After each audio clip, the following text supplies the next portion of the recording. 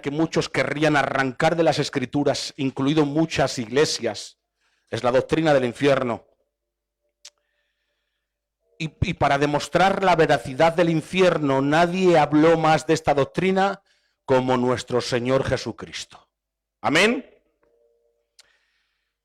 Jesús habló más del infierno que del cielo, decía yo la semana pasada. Jesús habló más del infierno que del cielo. Él habló acerca de un fuego que nunca se apaga. Él habló de un lugar donde el gusano no muere, donde las personas crujen los dientes, donde hay absoluta oscuridad. Y eso es el significado de la perdición.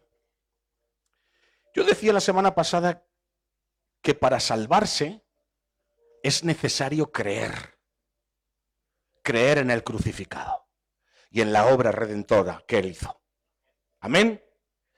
Pero fíjense, para condenarse no es necesario creer. Porque aunque los ateos no crean, cuando pasen el umbral de la muerte se toparán con la verdad del infierno. Amén. Una de las declaraciones más importantes de la Biblia respecto a sí misma, hermanos, es la que nos encontramos en la carta de Pablo a Timoteo. Miren, yo en este último sermón trataba por todos los medios de cómo aplicar, qué beneficios trae la doctrina del infierno a nosotros que ya hemos creído, que somos salvos. Porque en medio de la predicación del evangelio o del evangelismo, como lo solemos llamar, está implícito el infierno para traer a memoria a los pecadores cuál es el final de sus días, si no se arrepienten. Pero para nosotros los que hemos creído, ¿qué implicaciones tiene? ¿Qué beneficios tiene la doctrina del infierno? Y como he dicho que una de las declaraciones más importantes de la Biblia respectivo a sí misma es la que nos encontramos en la carta de Pablo a Timoteo, en 2 de Timoteo 3:16. ¿Tenemos ya versículos? Sí, gloria a Dios. A tiempo, ¿has visto? Han llegado a tiempo, gloria al Señor. 2 de Timoteo 3:16. Dice: toda la escritura es inspirada por Dios y útil para enseñar, para redarguir, para corregir, para instruir en justicia. Precisamente porque toda la escritura es inspirada por Dios, es útil. Precisamente porque toda la escritura es inspirada por Dios, es útil. Hermanos, no solo son útiles los pasajes que a nosotros nos han gustado y que nos han perseguido toda la vida. Casi todos los de aquí tenéis un versículo que los habéis hecho vuestros. Por ejemplo, Juan 3:16. Porque de tal manera amó Dios al mundo que dio a su Hijo unigénito. Por ejemplo, el Salmo 91, ¿verdad? O el Salmo 23, Jehová es mi pastor y nada me faltará, ¿verdad? Hermanos, seguramente que cada uno de nosotros tenemos un versículo que le hemos hecho nuestro y lo apropiamos y tratamos de apoyarnos. Pero déjame decirte, cuando la Biblia dice que toda la escritura es inspirada por Dios, es que todas las doctrinas, por difíciles que sean de encajar para nuestro orgullo, son de bendición para nosotros, incluido la doctrina del infierno. Y déjame decirte, todo lo que Dios ha revelado en su palabra era y es necesario para la salvación del hombre. Por lo tanto, la doctrina del infierno es necesaria para la salvación del hombre. Es por eso que como ministros del evangelio, hermanos, tenemos la responsabilidad de predicar a la iglesia todo consejo desde el Génesis hasta el Apocalipsis sin apartar absolutamente nada, incluido aquellas enseñanzas o porciones de la Escritura que algunos nos quieren oír, ¿verdad? Porque son muchas las partes de la Escritura que nosotros tratamos de arrancarlas o de ignorarlas, pero que las ignores no hacen que desaparezcan. Yo decía en esta semana a alguien que me hablaba, yo le decía, ignorar el problema no hace que desaparezca el problema. O lo tratas o acaba contigo. Amén. Por lo tanto, tenemos que tratar con estas doctrinas que realmente están dentro de la palabra del Señor. Una de las doctrinas incómodas para muchos es la doctrina bíblica del infierno, como he dicho, pero déjame decirte que independientemente de la opinión que cada uno tengamos sobre esto, cuando traspasemos el umbral de la muerte, las cosas son como son y no como nosotros queremos imaginarnos que sean. Porque cada uno de aquí se ha imaginado de alguna forma cómo será ese momento o cuando traspasemos el umbral de la muerte. Pero aquí no se trata de lo que tú creas o te imagines de lo que será ese momento. Se trata de lo que la palabra del Señor dice sobre ese tema. Hermanos, hay tanto amor en la doctrina del infierno como en la doctrina del cielo. Creerme que es así. El infierno es lo que nosotros merecemos. El infierno es lo que tú te mereces. El infierno es lo que yo me merezco, hermanos. El cielo es lo que no se merece nadie. ¿Entendéis por qué digo que hay tanto amor en la doctrina del infierno como en el cielo? El infierno es lo que nos merecemos y el cielo es lo que no merecemos. ¿Entendéis?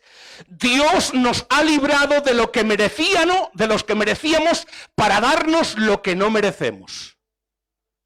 Y ese es el amor de Dios, que nos ha librado de lo que merecíamos, que era el infierno, para darnos lo que no merecemos, que es el cielo. Diferencia entre misericordia y gracia. ¿Cuál es la misericordia que Dios ha mostrado con nosotros? Que nos ha librado del infierno. ¿Cuál es la gracia? Que nos ha dado lo que no merecíamos, el cielo.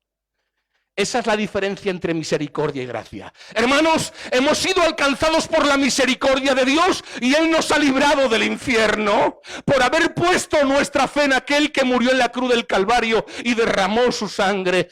Y hemos hallado la gracia inmerecida, por eso gracia significa don inmerecido, de ser hechos hijos de Dios y coherederos con Cristo para pasar una eternidad en el cielo. Amén.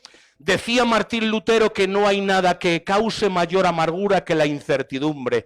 Pero por amarga que sea la incertidumbre, hermanos, no es comparable con el sufrimiento que les espera a los impíos más allá del umbral de la muerte. Como dije la semana pasada, tarde o temprano vamos a morir y de aquí no se libra nadie. Y por mucho que tratemos de entontecer nuestros sentidos, cuando nos llegue la hora, no podremos evitar la realidad después de poner sobre nuestras conciencias esta doctrina. Amén. Y la pregunta que debemos de hacernos, o que debería de hacerse cada persona que aquí se encuentra, ¿cuál es el efecto que debe de producir esta doctrina sobre nosotros? Hemos dicho, Eduardo, que como hemos leído, toda la Escritura es inspirada por Dios y útil para redarguir, para corregir, para enseñar, para instruir. Pues la pregunta que tenemos que hacernos ante la doctrina del infierno tiene que ser, ¿cuál es el efecto que debe de producir esta doctrina sobre nosotros? Si toda Escritura es inspirada por Dios y es útil, esta doctrina tiene que servir de provecho para nosotros, para cada uno de nosotros. Esta doctrina no nos puede dejar igual que como estamos ahora. ¿Entienden? Toda doctrina y toda palabra de Dios tiene que producir algo en nosotros, por lo tanto, la doctrina del infierno no te puede dejar igual que estás. ¿Cuál es lo que esta doctrina debe producir en todos aquellos que profesan ser cristianos? ¿Cuál es el efecto que esta doctrina debe producir en aquellos que profesan ser cristianos? ¿Qué es lo que tiene que producir en ti esta doctrina? En primer lugar, esta doctrina debe producir en el creyente un compromiso diario de luchar contra el pecado que todavía mora en nosotros. ¿Cuál es lo que tiene que producir el conocimiento de la doctrina del infierno en los cristianos? Pues tiene que producir en nosotros un compromiso y una determinación en nuestra vida, una determinación radical de luchar contra el pecado que todavía está en muchos de nosotros, en todos nosotros. Amén, hermanos. Esta es una aplicación que el mismo Cristo hace de la doctrina del infierno. Fijaos en Mateo capítulo 5, versículos del 29 al 30. Dice la palabra del Señor: por tanto, si tu ojo derecho te es ocasión de caer, sácalo y échalo de ti. Pues mejor te es que se pierda uno de tus miembros y no que todo tu cuerpo sea echado al infierno. Y si tu mano derecha te es ocasión de caer, córtala y échala de ti. Pues mejor te es que pierda uno de tus miembros y no todo tu cuerpo sea echado en el infierno. Miren, cuando yo he estudiado durante todos estos días incluso todo este mes que llevo estudiando la doctrina del infierno, he visto muchas aplicaciones que yo ignoraba que son de beneficio para mi vida. Hermanos, el Señor está utilizando aquí la doctrina del infierno para impactar la mente y el corazón de los discípulos. No olvidemos que Jesús, cuando está hablando esto, se está dirigiendo a los discípulos. ¿Y qué les está diciendo? Les está hablando directamente al corazón y a la mente y a la conciencia de ellos a través de la doctrina del infierno, ¿verdad? Se ha echado al infierno. Por lo tanto, él está utilizando la doctrina del infierno para impactar la conciencia y para impactar el corazón de los discípulos. Cristo no nos anima a amputarnos los ojos o a amputarnos las manos, hermanos. ¿Por qué? Porque déjame decirte, da igual que te saques un ojo, porque con un ojo es suficiente para seguir siendo igual de lascivo. ¿Le he dicho bien, lascivo? Lascivo, sí, le he dicho bien. Porque te da igual que te arranques una mano, porque con la otra puedo seguir igual siendo de ladrón. Lo que está aquí diciendo Jesús es que hagamos una cirugía radical en nuestra moral. Es lo que está implicando esta palabra de Jesús a través de la doctrina del infierno, que los discípulos aplicaran una cirugía radical en la moral de sus conciencias y de sus corazones. Cristo nos está ordenando aquí que nos sometamos a una cirugía moral radical, que tomemos en serio la lucha contra el pecado que mora en nosotros, porque hermanos, la realidad de nuestros días es que muchos de nosotros no nos estamos tomando en serio la lucha contra el pecado y dejamos que ciertos pecados acampen sobre nuestro corazón, miren, yo una vez compartí una serie de sermones que se titulaba Pecados Respetables. Pecados respetables. Hace mucho tiempo que prediqué esa serie. Y trataba de ciertos pecados que les hemos espiritualizado, que les hemos adoptado en la iglesia y que ya forman parte de nosotros y que ya para nosotros no son pecado, ¿verdad? Pero que la Biblia explícitamente nos dicen que son pecado. Entonces, Jesús, ¿qué es lo que nos está diciendo aquí? Que realmente hagamos una cirugía interna en nuestra moral para entender que todo que va en contra de la palabra y de la naturaleza de Dios es pecado. Y que necesitamos esta lucha tomárnosla en serio. Hermanos, no nos adaptemos a este siglo, no nos adaptemos al tiempo. Jesús está implicando aquí a través de la doctrina del infierno a decirnos a nosotros en esta mañana, esta lucha es una lucha a fuego. Y no permito que dentro de vuestro corazón haya una pizca de pecado.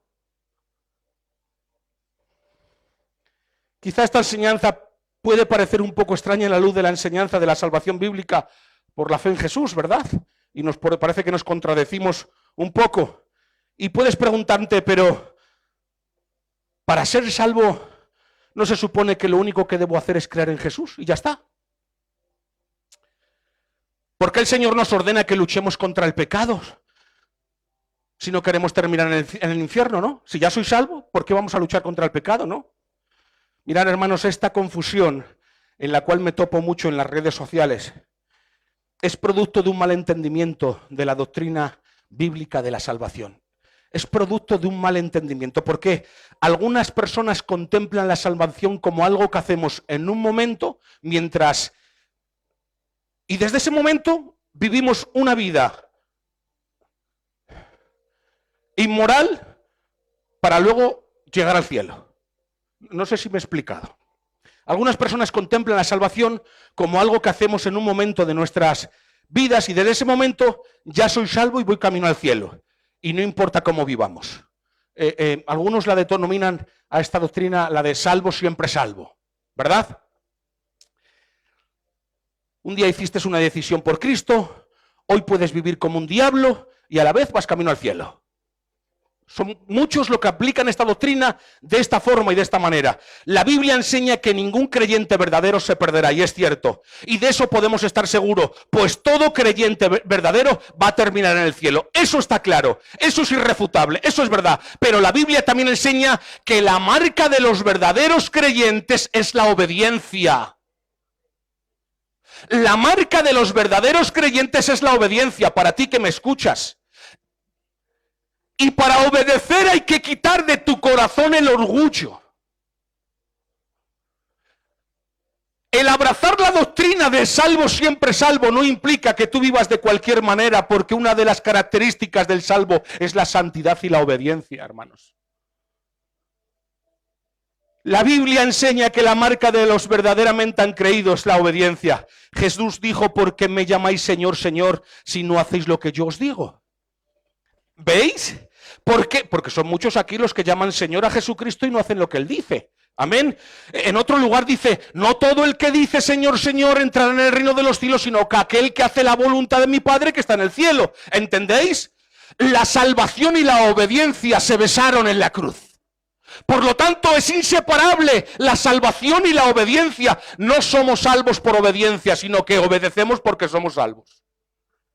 ¿Entendéis? Hermanos, la gracia que salva también santifica. La gracia que salva también santifica. Y Jesús empleó la doctrina del infierno para hacernos un llamado a la santificación. A nosotros los creyentes. ¿Qué tiene que producir la doctrina del infierno en todos nosotros? Un llamado a la obediencia y a la santificación. El que persevera creyendo, persevera obedeciendo. Amén. Porque el que no obedece realmente no cree. ¿De qué me sirve que digas que crees en él si no lo obedeces? Porque la fe sin obras, ¿qué es?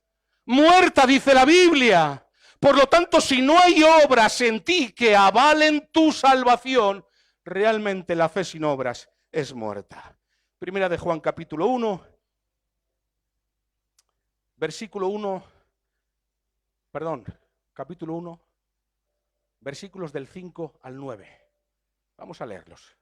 Dice: este es el mensaje que oímos de él y os anunciamos: Dios es luz y no hay ninguna tiniebla en él. Si decimos que tenemos comunión con él y andamos en tinieblas, mentimos y no practicamos la verdad. Pero si andamos en luz, como él está en luz, tenemos comunión unos con otros y la sangre de Jesucristo, su Hijo, nos limpia de todo pecado. Si decimos que no tenemos pecado, nos engañamos a nosotros mismos y la verdad tampoco está en nosotros. Pero si confesamos nuestros pecados, él es fiel y justo para perdonar nuestros pecados y limpiarnos de toda maldad. ¿Qué significa esto? ¿Qué significa esto? Que andar en luz no significa perfección, porque los que andan en luz muchas veces tendrán que confesar su pecado, como hemos leído. Es decir, andar en luz no significa perfección, porque de este lado de la gloria no hay perfectos. Hasta que no seamos glorificados cuando venga el Señor Jesús, una de las cosas que hará será que según somos elevados a las nubes, seremos transformados. Y este cuerpo corruptible se convertirá en incorruptible. Y hasta que no alcancemos ese punto, del cielo para acá, hermanos, somos imperfectos. ¿Qué es la iglesia? Un conjunto de pecadores que van camino a la perfección, contemplando a Cristo para transformarse. Eso es la iglesia. Amén. Pero los que andan en luz son identificados por su gran deseo y pasión por hacer la voluntad de Dios. Los que andan en luz, como hemos leído, tienen el deseo de caminar en esa perfección. ¿Cómo puedo saber si mi fe es verdadera? Qué pregunta más interesante, ¿verdad? ¿Cómo puedo saber si mi fe es verdadera? ¿Cómo puedes saber tú si tu fe es verdadera? Es una pregunta crucial. Es terrible que los pecadores se vayan al infierno. Yo no sé si a ti te pasa, pero cada vez que pienso en esto, hermanos, mi corazón se estremece sabiendo que muchas de las personas que están a mi alrededor se van a ir al infierno. Es terrible saber que los pecadores se van al infierno, pero es 1000 veces más terrible, hermanos, que una persona se vaya al infierno habiendo creído durante toda la vida que iba de camino al cielo. No sé si me entienden. Es terrible que un pecador o un impío se vaya al infierno, pero es 1000 veces más terrible que una persona que creía que iba al cielo se iba al infierno. Por eso dice el apóstol Pablo: examinaos si realmente nuestra fe es verdadera. ¿Y cómo podemos saber que nuestra fe es verdadera?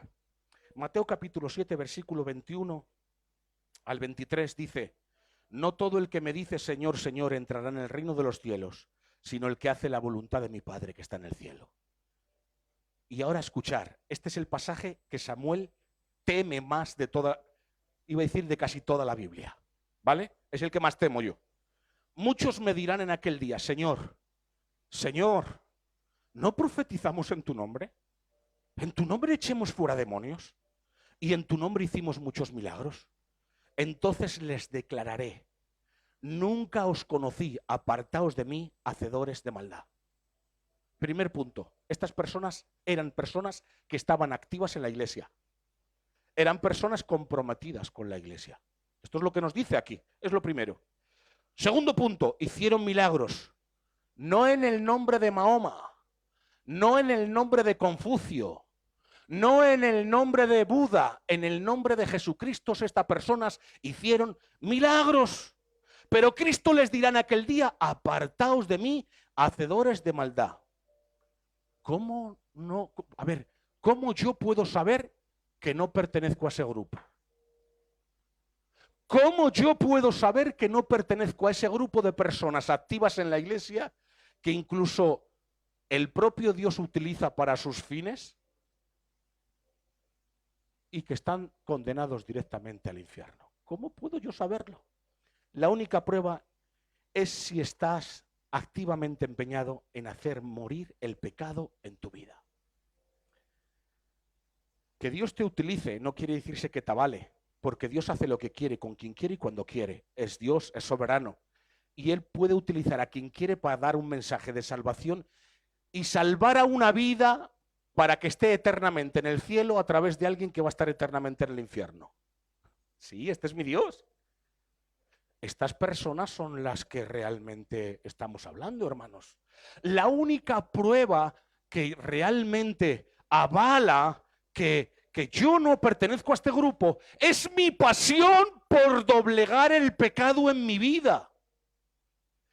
Que no es que seas pastor, que no es que seas diácono, que no es que seas, que eso no te avala como persona apta para el reino. Las personas que realmente han sido escogidos por Dios son personas que se les identifica porque hacen morir diariamente el pecado en sus vidas. Estas personas predicaban, sí, hacían milagros, sí, pero luego en sus vidas practicaban toda serie de pecados en contra de lo que Dios había establecido.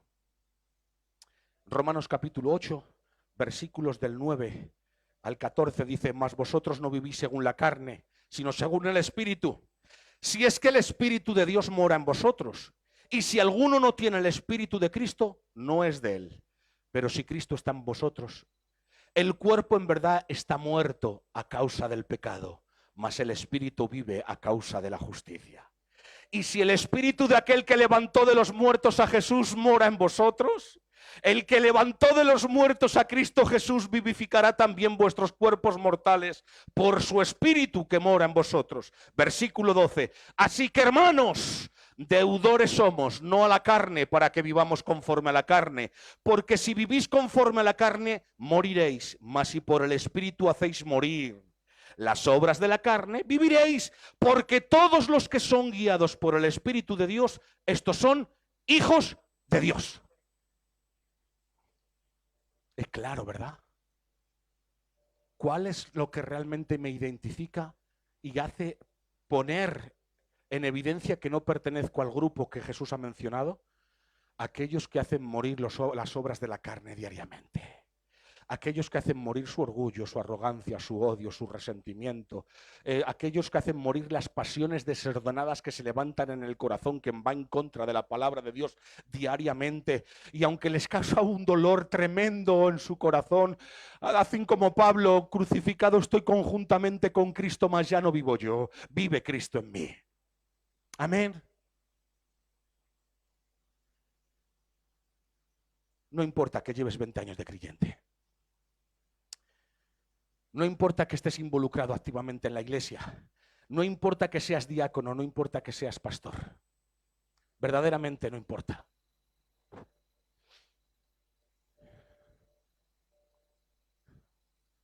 Por eso Cristo está hablando aquí de una cirugía en la moral del creyente.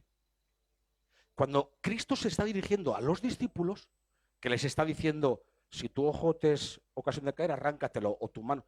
Por eso les está diciendo, haceros una cirugía a través del Espíritu en la moral, en vuestro corazón, en vuestra mente. Amén. ¿Cuántos lo creen? Mirad, hermanos.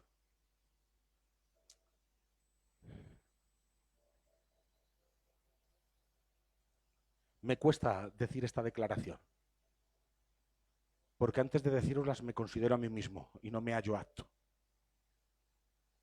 Pero la digo en el Señor. No juegues con el pecado. Dile no. Estamos en medio de una guerra. Y aquí solamente hay dos bandos. No hay tres. Hay dos bandos. O estás pecando luchando contra Dios, o estás con Dios luchando contra el pecado. Estamos en una guerra. O estás pecando luchando contra Dios, porque el que practica el pecado está luchando contra Dios, o estás con Dios luchando contra el pecado. Y esta última es la evidencia de que estás en el bando correcto. Si estás con Dios luchando contra el pecado, estás en el bando correcto. ¿En qué bando estás? ¿En qué bando estás tú? ¿En el terreno de Dios luchando contra el pecado que nos avergüenza, o en el terreno del diablo luchando constantemente contra los mandamientos de Dios? Y esto último es lo que pone en evidencia que realmente te vas al infierno. Esto es lo que pone en evidencia que realmente no has sido una persona regenerada y te vas al infierno. En segundo lugar, esta doctrina debe producir en los creyentes un contentamiento. Esta doctrina, la doctrina del infierno, que debe producir en el creyente contentamiento. ¡Wow! Ahí te has pasado. ¿Una doctrina como el infierno puede producir contentamiento en un creyente? Sí. Esta doctrina del infierno debe de producir en el creyente un contentamiento, hermanos, inquebrantable en cualquier circunstancia. La doctrina del infierno tiene que producir en el creyente un contentamiento y un gozo inquebrantable en cualquier circunstancia. Filipenses, no recuerdo el capítulo porque no le he anotado, pero sí los versículos, del 4 al 13. Ahí está la hermana que lo va a buscar enseguida. Regocijaos en el Señor siempre. Otra vez digo, regocijaos. No lo digo porque tenga escasez, pues he aprendido a contentarme cualquiera que sea mi situación. Sé vivir humildemente y sé tener abundancia. En todo y por todo estoy enseñado, así para estar saciado como para tener hambre, así para tener abundancia como para padecer necesidad. Y el 13 dice, todo lo puedo en Cristo, porque Él me fortalece. Mirad, hermanos, Pablo tuvo que aprender el difícil arte del contentamiento cristiano. Pablo tuvo que aprender ese difícil arte del contentamiento cristiano. Esto no era algo natural en su corazón. Tuvo que aprender a contentarse, sea cual sea su situación. Lo dice aquí. Esto es algo que todo verdadero creyente debe de aprender. Porque la vida está llena de circunstancias, hermanos, que no nos van a facilitar estar contentos. Y el arte del contentamiento implica estar gozoso, sea cual sea la situación que te encuentres, hermanos. Jesús dijo que en el mundo tendremos aflicción, y esto es una gran realidad. Aunque el mundo trate de convencerte que en el mundo hay un montón de cosas para ser feliz, un mejor coche, una mejor nevera, una mejor esposa, un mejor esposo, una mejor casa. Aunque el mundo trate de decirte todas esas cosas para ser feliz, esto es mentira, hermanos. Eso es lo que trata el diablo de crear en ti. Mirad, hermanos, cuando yo me he topado con todas estas verdades, han producido en mí unos sentimientos y unas cosas dentro de mi corazón increíbles. Lo que el diablo trata a través de todas estas cosas que te ofrece en el mundo para generar satisfacción en ti, lo que trata es de producir descontentamiento en tu corazón. Eso es lo que trata el diablo de crear en ti, una insatisfacción por medio de estas cosas. ¿Para qué? Para robarte el gozo, para robarte la felicidad. Porque él sabe que en cuanto te falte el contentamiento y el gozo, cerca estará la caída. Porque una persona insatisfecha tiene muchas opciones de caer. Por eso quiere robarte el diablo el gozo, para generar insatisfacción en tu vida y que estés propenso a la caída. Él logró generar descontento en el corazón de Adán y Eva cuando estaban en el huerto, en el paraíso. No sé si realmente sabéis lo que estoy diciendo ahora mismo. Él logró crear descontento en el corazón de Adán y Eva cuando estaban en el paraíso, en un lugar perfecto, donde caminaban con Dios físicamente. ¿Tú crees que no va a lograrlo contigo en medio de un mundo caído que estamos? Si en el paraíso logró él crear descontento a Adán y Eva, ¿cuánto más a nosotros? Focalizándonos en cosas terrenales con fecha de caducidad, para generar insatisfacción en nosotros y que estemos proclives a la caída. Uno de los recursos más efectivos para luchar contra el descontento es el hecho de saber que hemos sido rescatados de la eternidad del infierno. Mira, hermanos, la mayor urgencia no es librarse del COVID-19. Yo sé que es importante, han muerto muchas personas. Todo está dentro de la soberanía de Dios, que quede claro, y en mi corazón está tranquilo sabiendo que Dios tiene el control, ¿vale? Aunque parezca todo descontrolado, pero yo sé que Dios tiene el control. La mayor urgencia para la humanidad hoy en día es el COVID-19. La mayor urgencia para la humanidad hoy en día es la economía. Para muchos de nosotros, los problemas de enfermedad. Para unos el mayor problema que tienen ahora es el cáncer. Para otros el mayor problema es el problema que tiene con su esposo o con su esposa. Pero nuestro mayor problema no es librarnos de la adversidad de este mundo.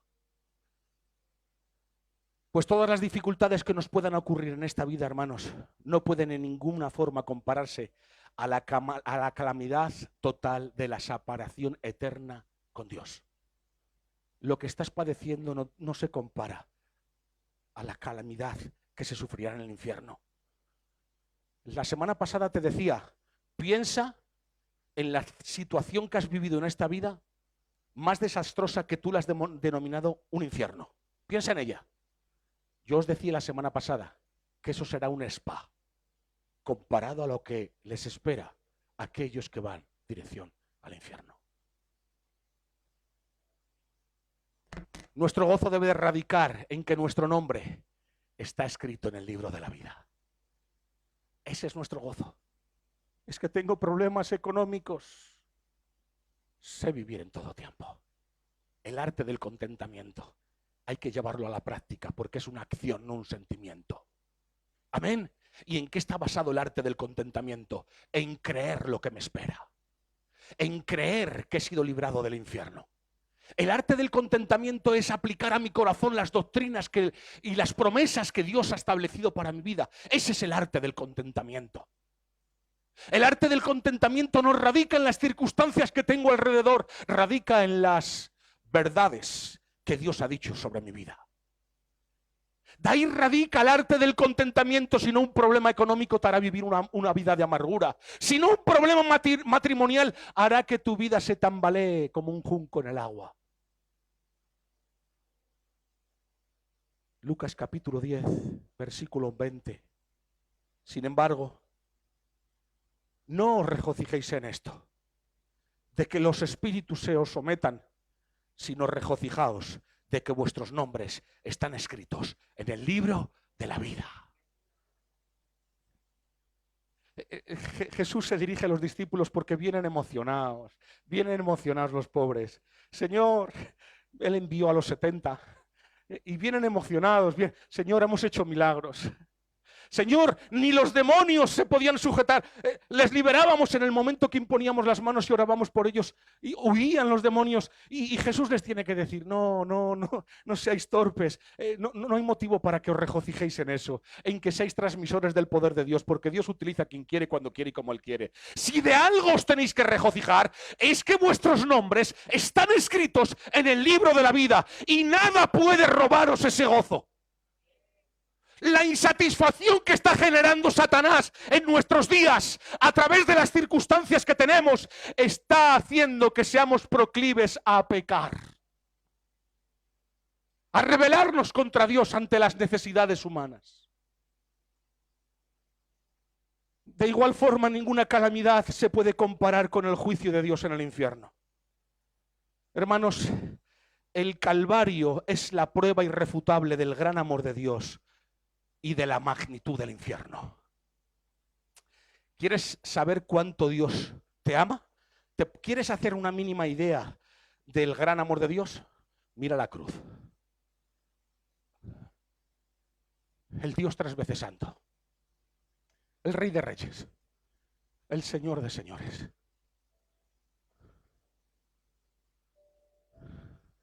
El Calvario es la prueba irrefutable del gran amor de Dios. Y el Calvario también pone en escena la gran magnitud de lo que es el infierno. Porque para librarnos de la gran magnitud del infierno se necesitó un sacrificio a ese mismo grado. El Dios 3 veces santo muriendo como un hombre vil. Miren, les voy a ser sinceros y les digo con sinceridad que estas semanas de estudio sobre la doctrina del infierno no ha sido una experiencia fácil, especialmente para mí en estos momentos, ¿vale? Es más, ha sido una experiencia dolorosa. Soy sincero. Ha sido una experiencia muy dolorosa. Pero al mismo tiempo, esta enseñanza ha producido gozo en mi corazón. Sé que esto suena muy paradójico, pero es que estos somos los cristianos, personas muy paradójicas. Los cristianos somos esto, personas paradójicas. Miren, yo podría haber muerto hace 14 años antes de conocer al Señor y desde entonces estar en el infierno. Yo podía haber muerto hace 14 años antes de venir al Señor, por ejemplo, y yo desde entonces estar en el infierno, ¿verdad? Pero Dios en su misericordia y en su bondad había decretado desde la eternidad para mí, desde antes de la fundación del mundo, que yo, a pesar de lo que Él sabía de mí, a pesar de lo que Él sabía de mí, porque Él sabía todas las cosas de mi pasado, de mi presente, pero también sabe las de mi futuro, hermanos. A pesar de todas las cosas que Él sabía de mí, Él decidió librarme de la condenación del infierno. ¿Esto no te revela el gran amor de Dios? Porque miren, si Dios no hubiera sabido todo lo que tú has hecho, haces y vas a hacer, ¿que Él hubiera muerto por ti? Bueno, pero Él sabiendo que tú ibas a ser un rebelde sin causa, que muchas veces le ibas a traicionar, que te ibas a caer, que te ibas a levantar, Jesús murió por ti. Hermanos, merecíamos el infierno. Salmo 40, versículo 2, dice: y me hizo sacar del pozo de la desesperación, del lodo cenagoso, puso mis pies sobre la peña y enderezó mis pasos. Dios lo hizo por su pura gracia. Estoy acabando. Estar atentos, ya estoy acabando. Dios lo hizo por su puro amor. Por eso dice Pablo que las aflicciones presentes no son comparables con la gloria venidera que en nosotros ha de manifestarse. El apóstol Pablo, ¿qué dice? Que las aflicciones presentes, mira, como Pablo ya había entendido el arte del contentamiento, tiene la capacidad de decir que las aflicciones presentes no son comparables con la gloria venidera. Es decir, Pablo, por ejemplo, se encuentra en prisión, porque cada vez que Pablo iba a una ciudad, no preguntaba qué hotel hay, decía, ¿cómo es la cárcel? ¿Vale? Hoy los pastores, cuando van a predicar a algún sitio, ¿qué hotel hay por ahí? No. Pablo preguntaba, ¿qué tal es la cárcel de allí? Pues sabían que le iban a meter para adentro, nada más que predicara. Y el apóstol Pablo, que había aprendido el arte del contentamiento, dice, hermanos, que nadie os robe el gozo, que las bendiciones que nos esperan en un futuro no son comparables a las aflicciones que estamos sufriendo en el presente. Que el Satanás no te robe el gozo. La doctrina del infierno sirve para afianzar nuestro gozo en Cristo. Es para lo que sirve. Estamos destinados para ir al cielo únicamente por la gracia y la misericordia de Dios. Qué pena que no me quedan 2 puntos y yo quería haberlos acabado hoy, pero ya no puedo acabarlos porque es la 1:05 y ya no puedo acabarlos. Pero así de rápido, en tercer lugar, esta doctrina debe producir en nosotros una apreciación cada vez más profunda del amor y de los méritos de nuestro Señor Jesucristo. Si hay una doctrina bíblica que nos ayuda a entender el amor inmenso de Dios hacia nosotros, es lo que decía antes, la doctrina bíblica del infierno. Jesús vivió un infierno para darte a ti el cielo.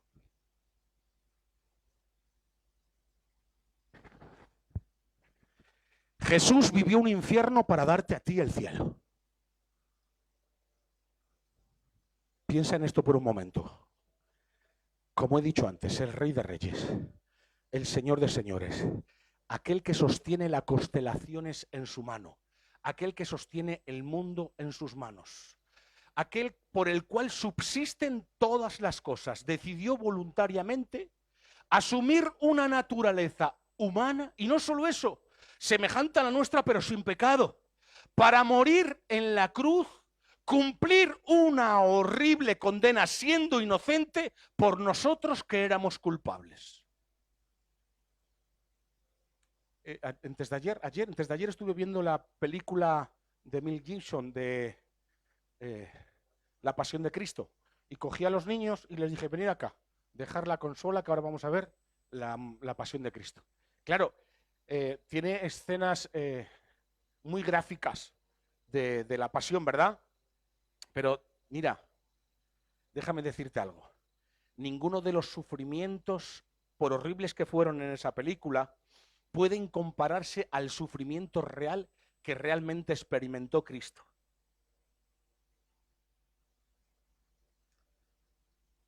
El santo de los santos. Mirar, el mayor sufrimiento de Cristo no fue la corona de espinas. El mayor sufrimiento de Cristo no fueron los clavos en sus manos. El mayor sufrimiento de Cristo no es que le pegasen latigazos y le arrancasen trozos de carne hasta el punto de poder distinguírsele todas las costillas. No. El mayor sufrimiento de Cristo es cargar con el pecado de la humanidad. El santo, el limpio, el puro, cargando con el pecado de los borrachos, cargando con las mentiras de los mentirosos, cargando con los homicidios de los homicidas, cargando con los asesinatos de los asesinos, cargando con los adulterios de los adúlteros. El puro, el santo sin manchas, cargando con el odio de aquellas personas que tienen resentimiento. Y todo sobre su cuerpo. Y en esos momentos, imaginaos, el mayor sufrimiento que tuvo Cristo fue en ese momento cuando clama al cielo: Padre, Padre, ¿por qué me has desamparado? Cuando él cargó el peso del pecado sobre sus espaldas, el cielo se convirtió en bronce. Y para él experimentó la separación que el pecado conllevaba del Dios 3 veces santo. El pecado produce separación. Por eso cuando él sintió el peso del pecado, lo que sintió es la separación con el Padre. Padre, el cielo se convirtió en bronce y tuvo que clamar: Elí, Elí, lama sabactani. Padre, ¿por qué me has desamparado? Por tus pecados, por tus mentiras. Él cargó. Y en esos momentos, hermanos, él sintió en sus carnes el infierno. El infierno de la separación. Ayer alguien por teléfono me llamó y me dijo: Samuel, ¿qué es el infierno? Si quieres que te lo explique en breves palabras, el infierno es la separación eterna de la gracia de Dios. Eso va a ser el infierno. Lo que sintió Jesús en la cruz cargando el pecado, separado del Padre, eso es lo que vamos a sentir nosotros. Todos aquellos que se vayan al infierno sentirán.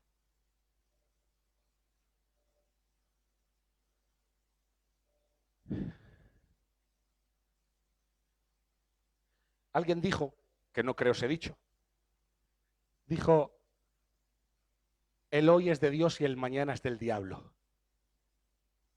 Mal dicho, todos los días son de Dios, ¿verdad? Pero déjame decirte, en cierto sentido, hoy es el día de la salvación. Vivimos muy tranquilos y mucha gente aquí alrededor nuestra, incluso dentro de esta iglesia hay gente que se va a ir al infierno. Y en nosotros no produce ningún deseo ardiente de llamarles la atención y de decirles, por favor, ven a Cristo. Por lo que más quieras, ven a Cristo. Jesucristo ha muerto en la cruz del Calvario y ha vivido un infierno, porque Él quiere darte la eternidad con Él. El mundo es un mar de sinsabores. Todo lo que el mundo genera, genera amargura. Ven a Cristo. Ven a Cristo, tú que me escuchas, que llevas 20 años en la iglesia y que vas camino al infierno porque has abrazado una religión, no una vida verdadera cristiana. Ven a Cristo, tú que te declaras cristiana y que te declaras cristiano y durante toda la semana vives como un diablo y quieres ir luego al final de tus días al cielo. Ven a Cristo. ¿Qué tiene que producir la doctrina del infierno en nosotros? Una satisfacción inquebrantable. Amén, hermanos. Ponte de pie, sin perder la comunión.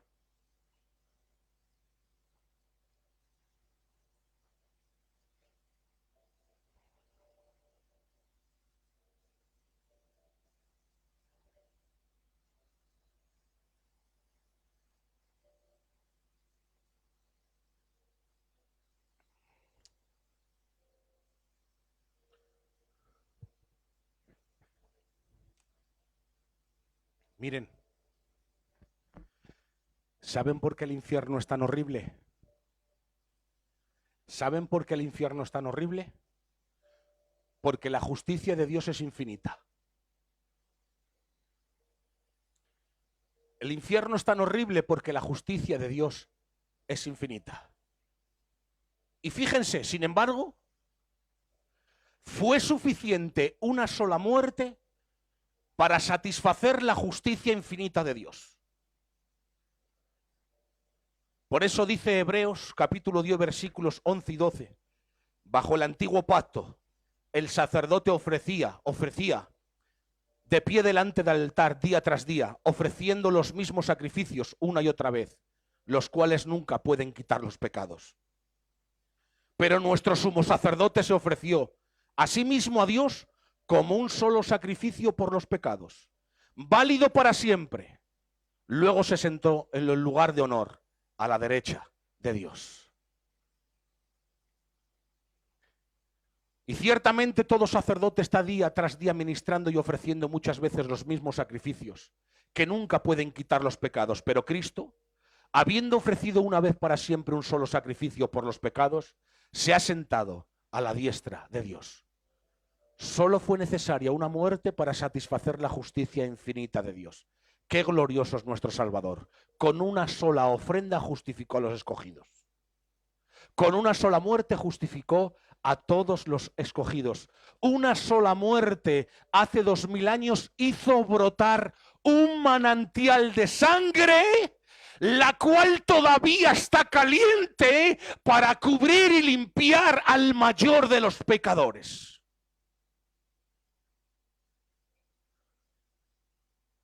Hace 2000 años en el Gólgota brotó un manantial de sangre, la cual todavía está caliente, para limpiar los pecados de los mayores pecadores. Con confianza, ven a Cristo. Cierra tus ojos, ahí donde estás.